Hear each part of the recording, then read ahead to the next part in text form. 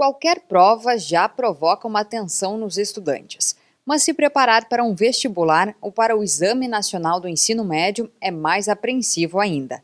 No Enem, a redação é uma das etapas que assusta muitos estudantes.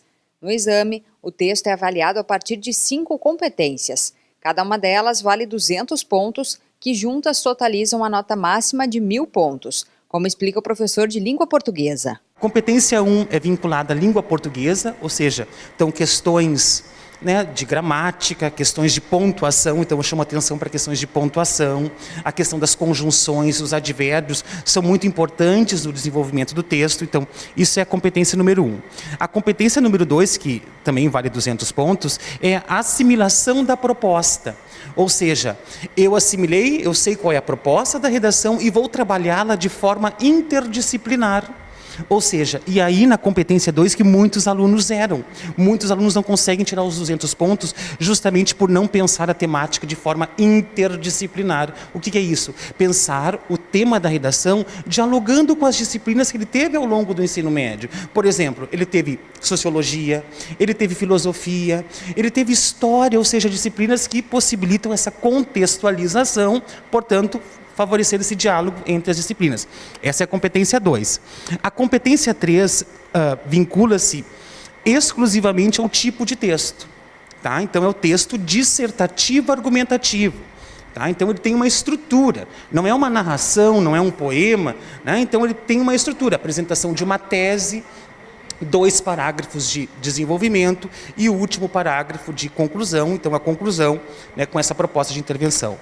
A competência 4, que vale também 200 pontos, ela está vinculada aos elementos de coesão de um texto.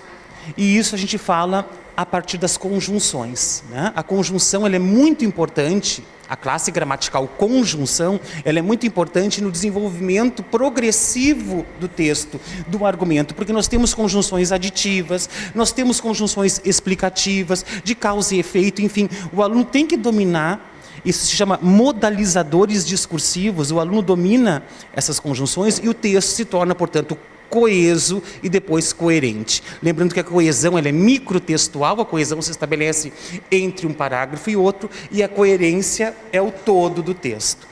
A competência 4, A competência 4 é o domínio dos mecanismos de coesão e coerência.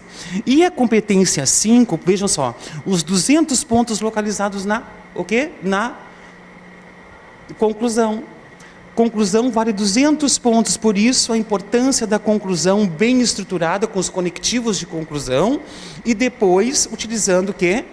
Sugere-se que a proposta de sugestão, a proposta de intervenção, propor uma solução para aquela tese apresentada lá no início, lá na introdução. Portanto, são essas 5 competências que o Enem, que os avaliadores observam, que totalizam os 1.000 pontos. E para fazer uma redação com nota máxima é preciso seguir essas regras e praticar.